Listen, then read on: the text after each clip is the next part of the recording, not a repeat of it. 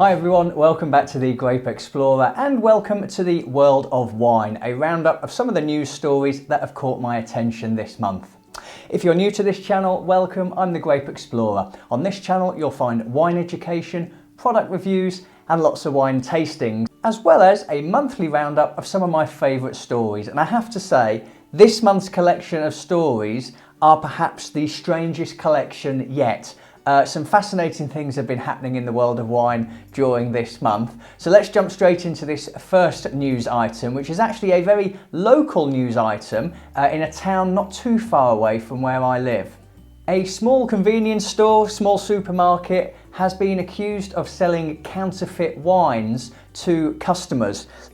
Hastings is a town on the coast of England, and the council are considering revoking their alcohol licence following identifying counterfeit wines that were being sold. According to the trading standards officers, they took bottles of wine from the premises during a visit that took place last year. Now you might be wondering, what kind of wine have they been faking? What kind of counterfeit wine are they selling? And this is the really interesting bit, because the wines they are selling are Blossom Hill White Zinfandel. They retail for around £6 here in the UK, so if you're expecting some sort of fine wine or something from a famous chateau, think again. Not to say Blossom Hill isn't famous, of course, but their White Zinfandel at £6 isn't what I had in mind when I was thinking about counterfeit wines being sold. Now the bottles themselves were tested and they weren't found to contain anything harmful, but of course that's not really the point here. You shouldn't be faking wines and selling them, even if they are £6 wines. It's amazing to think who might have gone in and bought some of those, and obviously it feels like quite sorry for them. But of all the wines in the world to fake, £6 White Zinfandel is not what I had expected. Moving on to more unusual behaviour, this time a story I picked up in Decanter. Thieves have stolen sheep from a champagne vineyard. The sheep were introduced to the vineyard, which was owned by Murray and Chandon as part of an eco-friendly viticulture exercise, and the sheep were believed to have been stolen at the beginning of January. They were using the vineyard to test new forms of sustainable farming, and the vineyard owner was informed of this theft by a shepherd who had been looking after the flock. I'll just let that sentence sit there for a moment. A shepherd who was looking after the flock. Not a great shepherd in my book, but there we go. Sheep are already used in a number of vineyards around the world, with research suggesting that they can actually reduce the number of herbicide sprays that need to be used, hence the sustainable element here. And studies that have previously been published have found that the use of sheep in vineyards, this was in New Zealand, suggested there could be a really large ecological benefit to that. Unfortunately, what the story doesn't go on to say is whether or not the sheep have been recovered or not, so we can only hope that they're okay. Now moving on to something a little out of this world, 12 bottles of Bordeaux red wine and 320 vine canes have now returned to Earth after spending a year on the International Space Station. Rather than providing a hobby for those astronauts who are somewhat isolated up there, the wines and the vine canes were blasted into space in 2019 as part of a scientific research project led by a startup firm by the name of Space Cargo Unlimited. The bottles and the vines, some of which were Cabernet Sauvignon vines, some of which were Merlot, were due to be flown to France later this month for analysis by the University of Bordeaux's Wine Institute. Properties in the wine and the vines will be compared against control samples that stayed behind on Earth. Researchers were interested in learning more about how the vine canes may have adapted or evolved in that relatively short space of time, and it could have implications for understanding how vineyards and agriculture in general might adapt to stress factors owing to climate change. So obviously some really beneficial reasons for looking into this, not just a novelty type of experiment. Climate change, of course, is going to have an effect on vineyards the world over. We know that already, but this is quite an interesting look at what that might mean. So from Bordeaux wines sent up into space, back to Bordeaux wines here on Earth. And in Saint-Emilion, they're getting a hail defence launch system where they're planning to have a number of semi-automatic launchers that are going to be sending helium balloons into the skies to prevent hailstorms from damaging the vines, and these have been approved by winemakers. Launchers are set to be installed to help protect 7,500 hectares of vineyard. And this has been approved by 90% of winemakers who voted in favour of this coordinated action.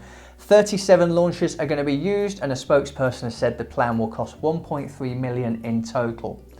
Without offering a 100% guarantee, the system should make it possible to greatly reduce the impact of hail, which of course at certain times in the year can be absolutely devastating for vineyards, for the vines, and then of course from that for the harvest in that year. There is going to be some different options in terms of how the launchers are going to work, but collectively the system uses helium balloons and revolves around a technique called cloud seeding. Radar is going to provide early warning to winemakers by detecting storms up front and detecting them up to 30 kilometers away. Winemakers are then going to be notified and are going to be able to remotely trigger launchers that release balloons into the sky. Each balloon is filled with hygroscopic salts which are dispersed into the clouds once over a certain altitude. So incredibly scientific approach, but actually, with modern technology the way it is today, a very sensible approach as well. Curious to see, of course, how it works. As I said, they couldn't give a 100% guarantee it would work, but I think early warning systems coupled with some sort of measure to be as preventable as possible is, of course, trying to create a more effective control environment around Bordeaux, and that, of course, is going to mean that the vines are less damaged. And therefore, they will still want to be able to produce the right levels of yields each year, and this is some way that's going to help that. Now, moving on to a really interesting story from winesearcher.com, it asks the question, is Cabernet Sauvignon on the decline in the United States? Are Americans falling out of love with Napa's most important grape? There have been some analytics performed by Sovos Ship Compliant and Wine Vines Analytics, and this is the biggest and the most surprising takeaway from that direct-to-consumer report. Now, don't get this wrong, Cabernet still rules when it comes to Napa, and it still rules really in the US market. But the report doesn't say people have stopped drinking Cabernet or paying too much for it. What it does say is that Cabernet Sauvignon, with the highest average price per bottle, performed the worst of all 20 varietals that were tracked, due in large to the lower than expected performance of recent Cabernet shipments.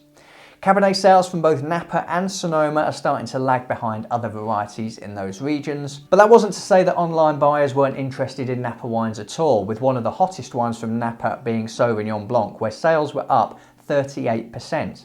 Even though Napa makes easily the most expensive Sauvignon Blancs in the world. So that's a really interesting comparison. It's not about price, it might just be about changing tastes. They believe one of the outcomes of this is that because of all the recent events that took place last year, more people were being introduced to online shopping because they were at home more often, and they tended to be going for perhaps cheaper options where Napa Valley Cabernet Sauvignon is expensive. But it's interesting, I don't think that the trend is going to fall away. I think this is more about shopping trends, more people at home now, more people looking at the different options that are available to them, and I still believe that Cabernet in Napa will remain king for many years to come. Now we're going to go back over to Bordeaux and a story that the Institut National de l'Origine et de Qualité has formally approved the use of 6 new varieties in Bordeaux.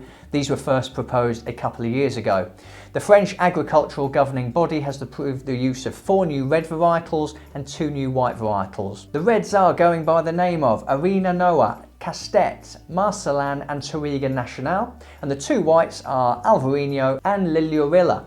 So some of those are of course quite well known, Alvarinho, Touriga Nacional, very popular in Portugal. So those new introductions into Bordeaux can sit alongside those already approved grapes. For red we think about obviously Cabernet Sauvignon, Merlot, we think about Malbec. And for whites, I think about things like Semillon, Sauvignon Blanc, Sauvignon Gris, Uni Blanc as some examples of whites that are permitted in Bordeaux. Scientists in Bordeaux looked at 52 varieties for potential future use, settling on a final 6 which were considered particularly suitable for their ability to handle hydric stress and for their later ripening capabilities. And finally, to round up what I say is a strange month for news in the world of wine. This is a final story from Decanter where some fine wine thieves decided to throw some bottles at the police in an attempt to get away. The thieves stole from a luxury hotel in Bordeaux and figured that the best method of getting away was potentially to throw some of those bottles at the police, according to a local media report. Desperate times called for desperate measures, I guess. I mean, don't be stealing wines in the first place. Certainly then don't throw those wines at the police. Not that I'm going to be giving tips to burglars, but perhaps have something else to throw. How about some of that counterfeit White Zinfandel from the UK? So those are the stories that I found in January, and definitely the most eclectic mix of stories I've had so far. But what are some of the stories that caught your eye? Let me know in the comments section below. I'm the Grape Explorer, and I'll see you soon. Cheers.